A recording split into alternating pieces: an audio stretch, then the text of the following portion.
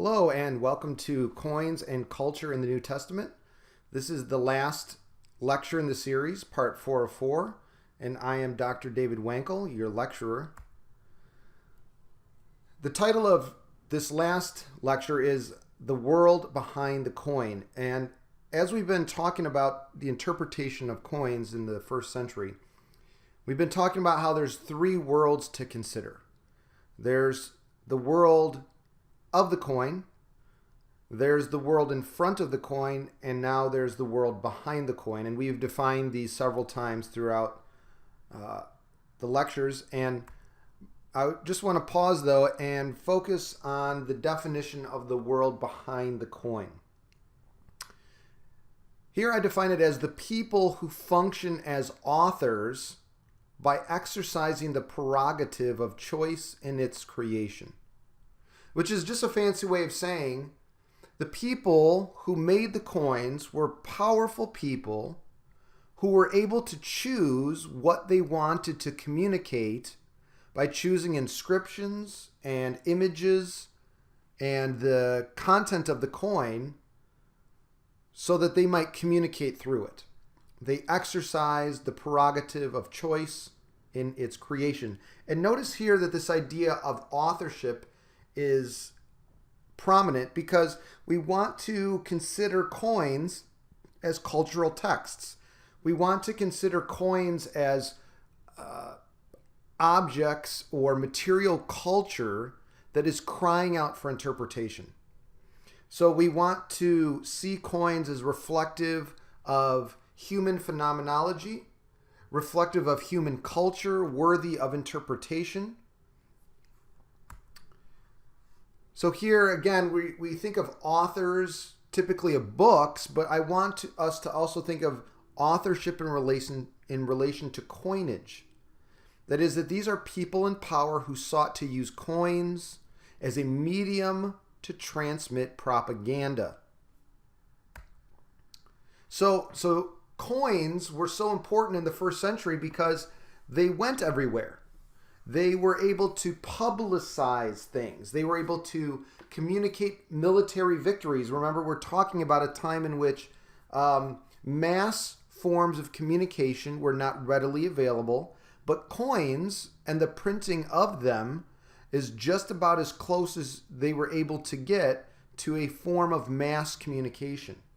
So it was very tempting to use coins in the service of exercising power, which is why I look at them as reflecting the transmission of propaganda.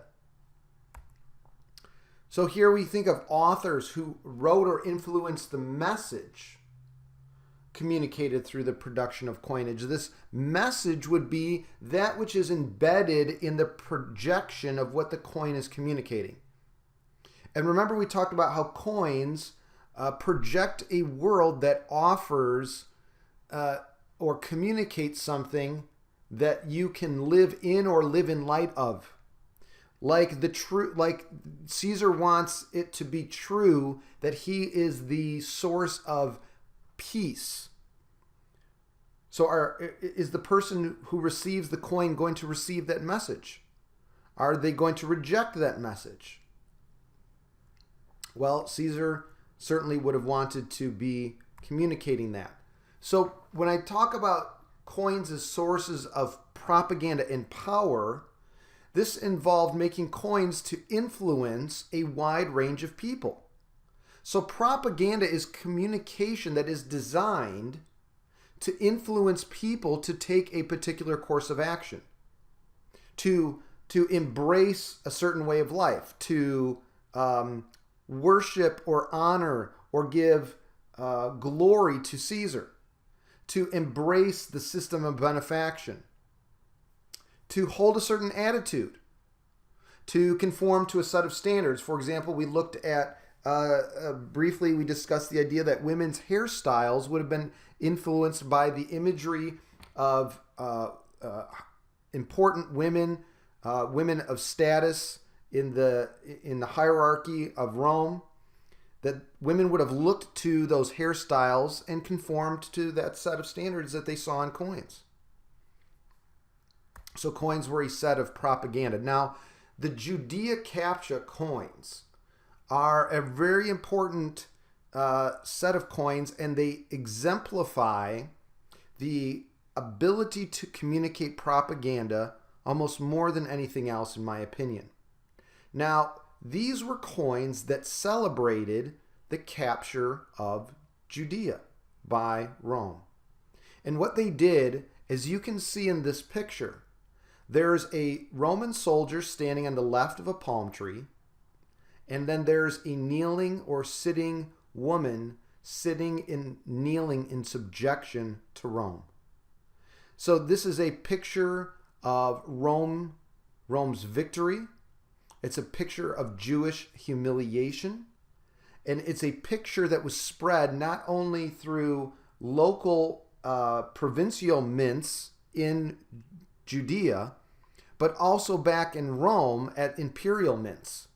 So you have these images. Let's look at one more. Here's another picture of a kneeling Jew sitting in subjugation, while you have an image of Caesar on the other side, Vespasian.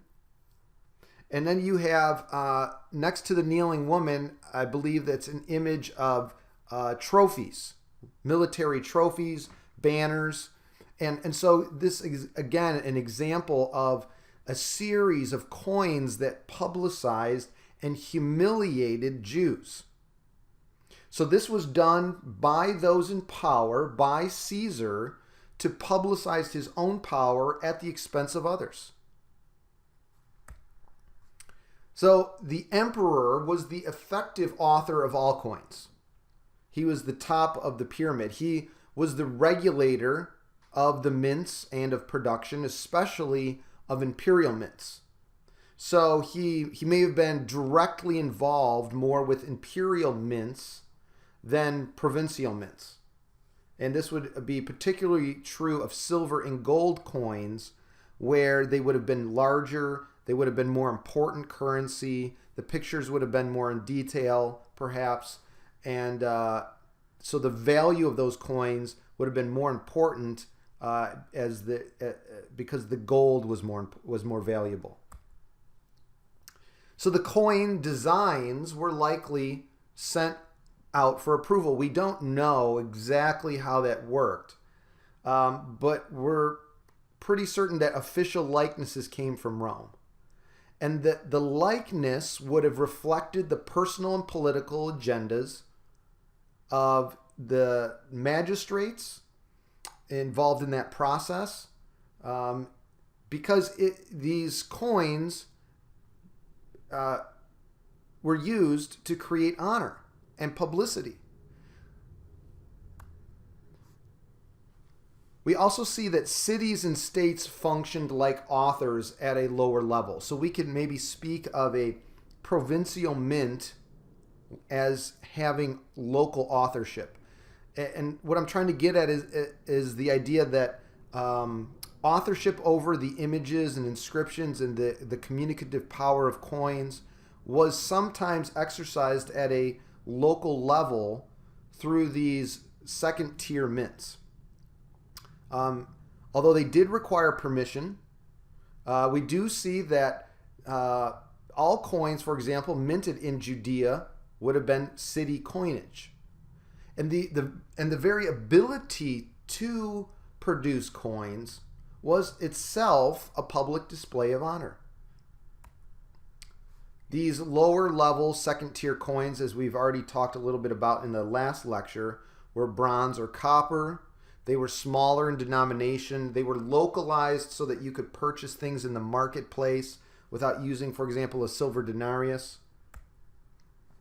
And again, we go back to this idea of benefaction, that emperors and magistrates wanted to create a pyramid-like system of benefaction.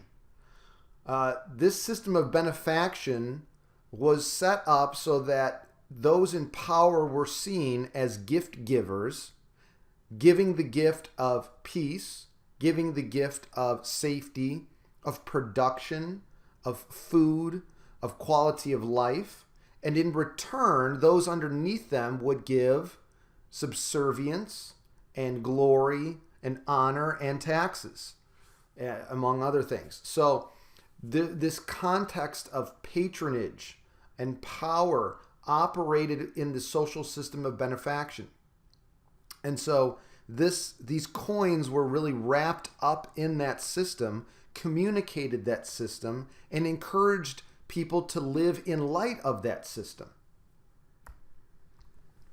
So to summarize, in this last video, we have three worlds to consider, as we've mentioned several times already. And this video really tried to go a little deeper into the world behind the coin. I tried to get us to think about the motivations of people in power. What were they motivated by? How do we know that? What can coins tell us about that? And how would they fit into larger social systems of benefaction, pyramid-like structures of glory and honor and power? And how would the Christian message have encountered that? What would it have done?